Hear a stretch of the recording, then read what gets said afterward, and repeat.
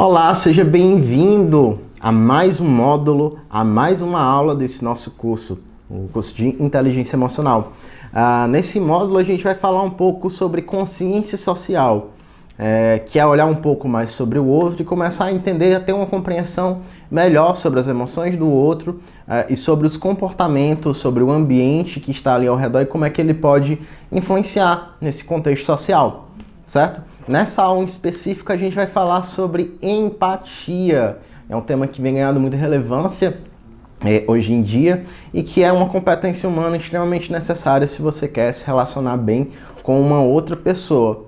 Mas o que seria essa empatia? É a capacidade de reconhecer e de se sintonizar com as emoções das outras pessoas.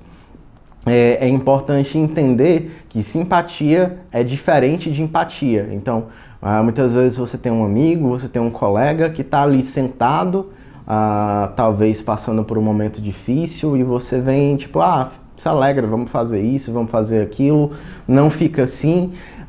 E nesse momento você está sendo simpático, não necessariamente empático.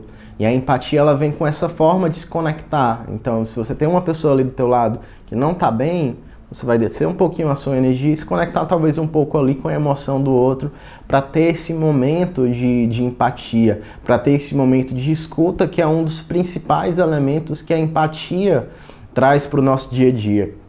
É importante entender que existem também diferentes tipos de empatia. A gente tem a empatia cognitiva, então a gente entende o que o outro sente de um ponto de vista mais racional. E assim, não existe nada de errado nisso. Às vezes você está utilizando isso dentro de um ambiente de trabalho, dentro de um ambiente de negócios, que exige que você tenha essa perspectiva mais racional. Então, digamos que você está ali numa área de compras ou então numa área de vendas. Então, ter empatia pela outra parte, pelo vendedor ou pelo comprador, em alguns momentos não é possível. A empresa tem políticas, muitas vezes, e que elas precisam ser cumpridas no seu dia a dia. Então, a empatia cognitiva ela é necessária em alguns momentos e a gente precisa entender que ela não é ruim e que sim, ela é necessária. A gente tem a empatia emocional. Quando você sente com a outra pessoa, é um tipo de empatia que também se faz necessária, mas que muitas vezes é perigosa. Porque a outra pessoa muitas vezes está ali no fundo do poço e você simplesmente se joga dentro do fundo do poço e no final ficam os dois presos ali, né? Chorando, lamentando e ninguém ajuda ninguém. E a gente precisa encontrar o meio termo disso. E o meio termo disso a gente chama de empatia compassiva. Ou seja, eu sinto o que você sente, mas talvez numa menor intensidade. Sente que a outra pessoa precisa de ajuda, mas você consegue separar um pouco a emoção ou um pouco da razão naquele momento para tentar ajudar aquela pessoa. Então, ao invés de se jogar dentro do fundo do poço com aquela outra pessoa, você olha, poxa, que triste, né? Você está precisando de ajuda e você pega uma escadinha, desce até ela, senta lá com ela, conversa e sobe com ela de novo. Então a gente precisa buscar esse meio termo e a gente precisa muitas vezes fugir um pouco dessa empatia emocional que muitas vezes acaba sendo uma armadilha na nossa vida. Por muitas vezes eu passei por momentos onde eu era consumido pelas emoções que não eram minhas, que eram emoções de outras pessoas. Eu fui gestor de uma empresa de confecção de roupas e a realidade do pessoal que estava na linha de produção era uma realidade muito frágil. Então tinha dias que tinham pessoas chorando pelos problemas dos seus familiares que estavam envolvidos com drogas e com outras coisas ligadas à criminalidade. Muitas vezes pessoas que estavam envoltas em dívidas. E aquilo no início acabava comigo, porque eu sentia ali com outra pessoa e não conseguia necessariamente ajudar. E aí depois eu aprendi que eu precisava começar a separar os papéis, a separar o que é emoção minha, o que é emoção do outro. E separar esses papéis de maneira racional vai te ajudar a fugir dessa armadilha da empatia emocional. Então, você começa muitas vezes a ter problemas emocionais causados por esse tipo de empatia quando você se intromete nesse papel que é do outro. Então, muitas vezes a dor, o sofrimento é da outra pessoa em relação a uma situação que não tem nada a ver com você, mas você sofre junto por se conectar com aquela pessoa, por se conectar com a história daquela pessoa, e é preciso que você crie um mínimo de espaço para que você não simplesmente sofra e sinta junto com ela, mas que você possa ir lá e estender a mão e erguer aquela pessoa, mas claro que ainda se conectando com ela. E assim, sempre se pergunta, né? Quem é que vai acabar recebendo o resultado final causado por essa situação? É você ou é a outra pessoa? Então, isso te ajuda a separar um pouco disso e sair dessa empatia emocional. Mas na prática, Felipe, como é que eu faço para ter empatia no meu dia a dia? Então, para se conectar através da empatia, o primeiro ponto é presença. Então, lembra que a gente falou sobre atenção plena. Então, empatia exige presença. Então, se você está conversando com outra pessoa, se você está buscando se conectar com outra pessoa, você precisa estar no presente. Você não deve estar lá no passado, remoendo o que é que aconteceu, ou então ansioso pelo futuro, mas você deve estar simplesmente ali, ouvindo e escutando o que é que aquela outra pessoa tem para te falar. E isso é escutar verdadeiramente, né? Empatia é sobre muito mais escuta do que fala. Então, muitas vezes você precisa se silenciar um pouco para poder escutar a outra pessoa. Então, o foco aqui não é você nesse momento de empatia, nesse momento de conexão. O foco é a outra pessoa que está ali. Entenda que muitas vezes a empatia, que essa escuta é um espaço de cura. Então, o psicólogo, ele cura através desse processo, o assistente social, ele ajuda pessoas através desse processo e tantas outras profissões, através da escuta, conseguem praticar a cura. Então, no dia a dia de vocês, se vocês estiverem presentes, se vocês estiverem escutando verdadeiramente, vocês podem começar a identificar algumas coisas que estão ali na fala de maneira muito subjetivas que muitas vezes você precisa pegar para poder tentar ajudar aquela pessoa, ou então ajudar a pessoa a ter consciência mais de algumas coisas que ela está falando. Porque por mais que ela verbalize, muitas vezes conscientemente ela não tem noção daquilo. Então, principalmente quando você tem pessoas aí ao seu redor que estão passando por problemas de ansiedade, depressão, é muito importante que você tenha esse papel de escuta muito ativo e identifique pequenos sinais que indiquem um problema mais grave. Eu lembro de um caso, de uma situação de um amigo, onde numa conversa ele começou a falar algumas coisas, eu já vinha notando os problemas que ele vinha passando e em alguns momentos ele falou, tipo, a frase, roubaram tudo de mim, ela tirou tudo de mim, e eu comecei a entender que ele estava sem uma perspectiva de futuro e fui começando a acompanhar ele de perto, estando ali do lado dele, direcionando ele para profissionais que no final das contas ele precisou. Então, através da tua escuta, você pode cuidar também de pessoas. Seja curioso, então, empatia é muito mais sobre escutar. E faz parte do escutar fazer essas provocações, perguntar. Essa curiosidade muitas vezes faz com que as pessoas coloquem na mesa, né, coisas que elas não sabiam, coisas que estão ali dentro e vão ajudar nesse processo de cura, vão ajudar nesse processo de tomada de consciência da pessoa em relação aos problemas, em relação ao que está acontecendo. Então, muitas vezes, quando você está ali só escutando, uma hora a outra pessoa não tem mais o que falar. Mas quando você está sendo curioso, quando você está falando pontualmente da maneira correta, perguntando, a pessoa vai trazendo outras questões na mesa que vão podendo ser tratadas e cuidadas ali naquele momento. Dialogue com um estrangeiro. Então, quando você dialoga com um estrangeiro, quando você encontra aí na rua um gringo, uma pessoa de um outro país, que tem uma cultura totalmente diferente, você não está julgando necessariamente os hábitos daquela pessoa como certo ou como errado. Você entende que é uma coisa diferente. E assim como existem culturas de regiões, de países diferentes, pessoas são criadas e foram imersas em culturas familiares totalmente distintas das suas. Então, cada um tem a sua história. Então, seja curioso, como você é curioso com um estrangeiro que tem hábitos totalmente diferentes. Uma vez, em um dos cursos que eu estava ministrando, inclusive de inteligência emocional, eu tive uma aluna chamada Cocília. ela era um curso online e ela estava acessando diretamente de Moçambique. E aí ela sempre trazia algumas curiosidades, algumas coisas que talvez para a cultura brasileira eram coisas absurdas, sei lá, do tipo o marido dela ter várias esposas, e todo mundo na turma tratava isso com muita curiosidade. E o convite que eu faço para você é usar dessa curiosidade não somente para um estrangeiro, mas pessoas talvez que estão ali do teu lado e que estão precisando dessa escuta. Observe os aspectos não verbais.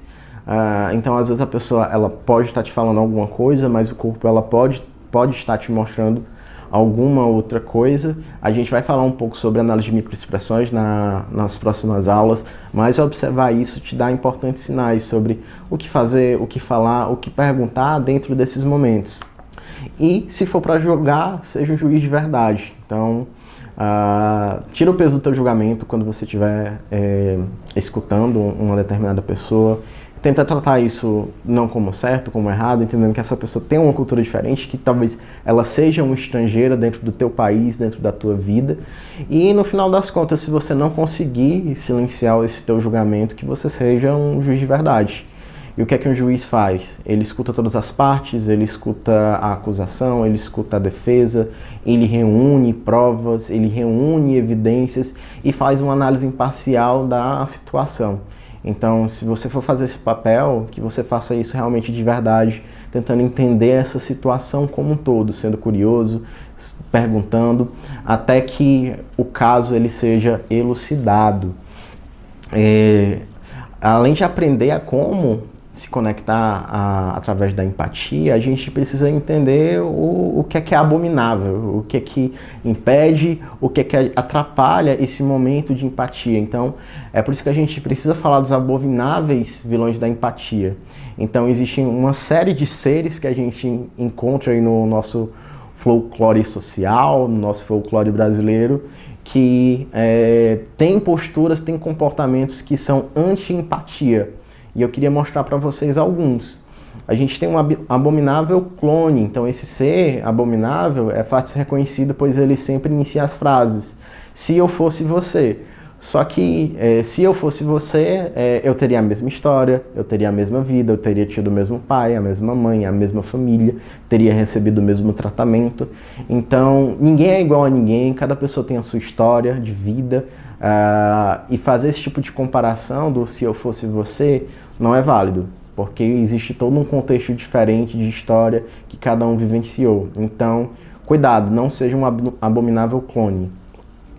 Abominável, meu pior é melhor. Então, quando você fala que se ferrou para esse abominável, ele se ferrou muito mais, ele se ferrou 10 vezes mais. Então, você fala que quebrou o pé, ele vai dizer que quebrou os 2 braços, por exemplo. E você acaba entrando num tipo de competição com aquela pessoa para ver quem sofreu mais. Quando você conversa com um abominável, meu pior é melhor, é muitas vezes isso que acontece.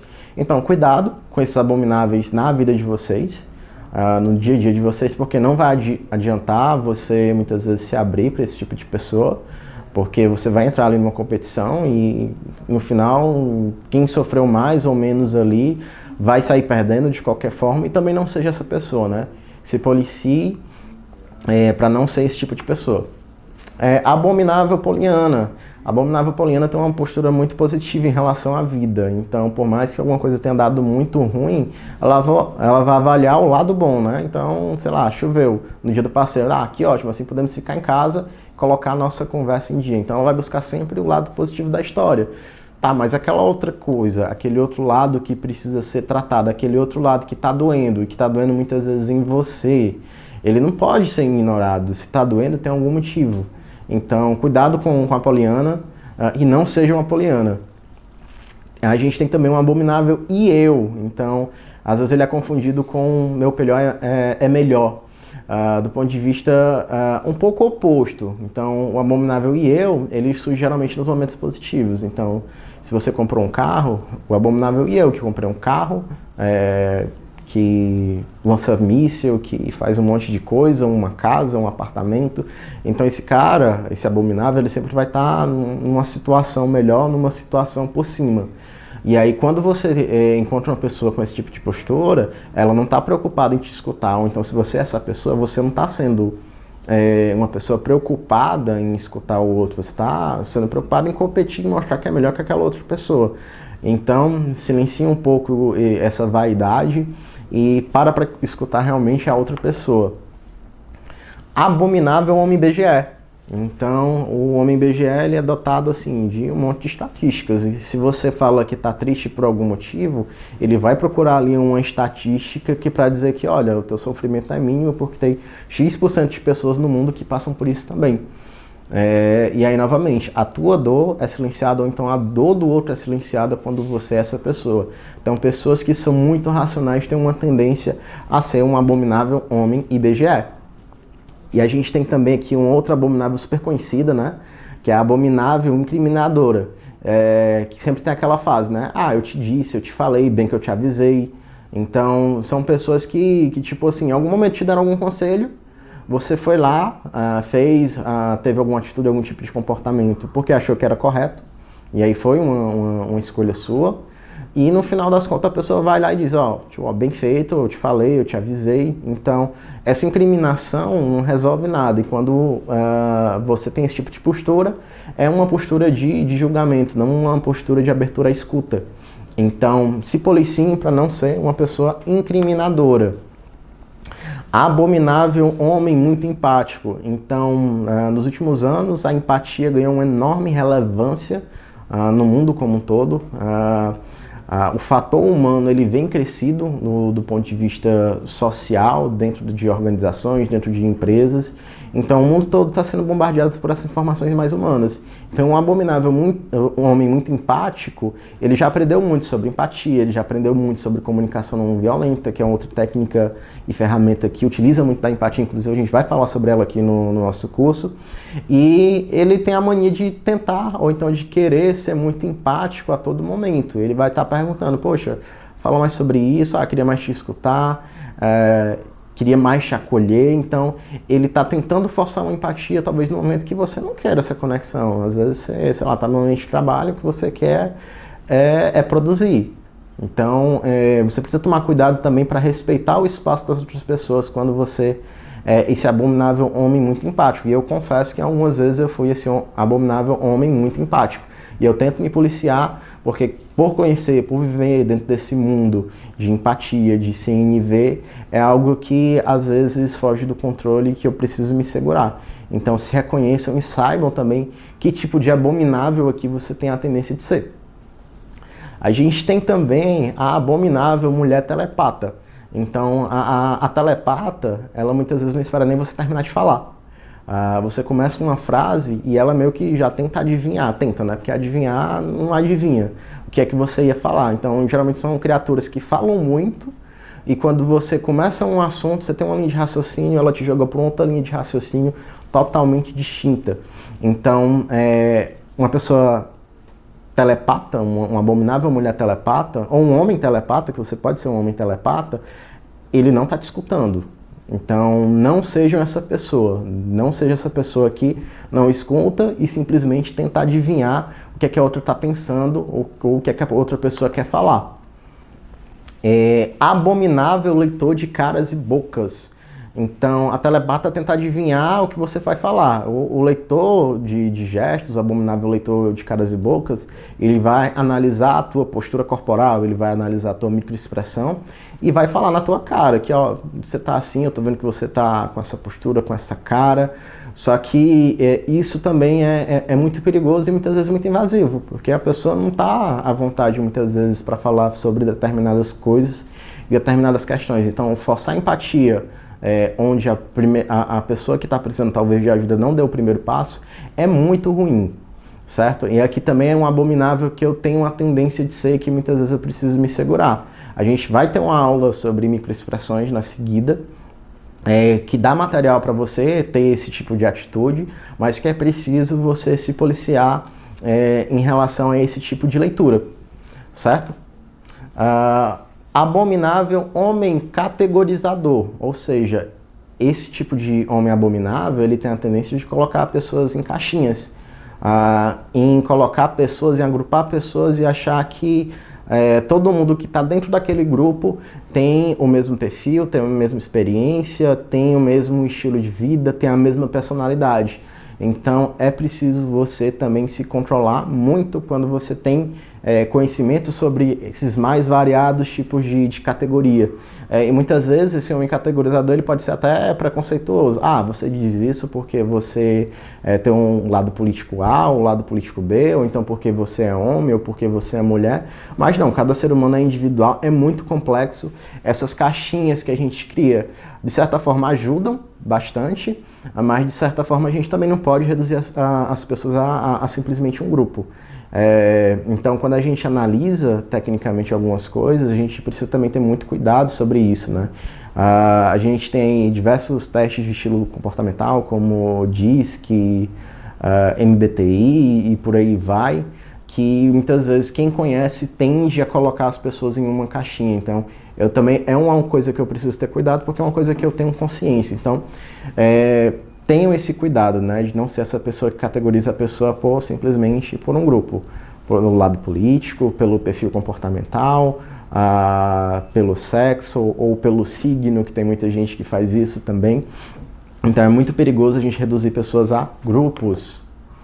Abominável Google Man, então é aquela pessoa que entende de tudo, ele sabe sobre o evento histórico que aconteceu na África Ocidental no ano X. Então é um cara que sabe várias curiosidades do mundo, é praticamente uma biblioteca, uma enciclopédia ambulante. Então ele acha muitas vezes que por saber muito pode ter uma solução também para tudo. Só que o ser humano é muito complexo e nem sempre uma coisa que é geral, que ele sabe, vai funcionar para todo mundo, para todas as pessoas, já que cada uma tem as suas histórias, já que cada pessoa tem as suas vivências. Então, muito cuidado com isso, né? Então, pessoas muito racionais têm essa tendência a ser esse tipo de abominável. Então, identifiquem quais são os abomináveis vilões da empatia que moram em você, que você tem a tendência a ser, e talvez das pessoas que estão ali ao teu redor, que de alguma maneira você pode futuramente conversar e dar alguns tipos de toque em relação a isso. E aí, ainda continuando sobre consciência social, na próxima aula a gente vai falar sobre microexpressões faciais. Então a gente se encontra na nossa próxima aula.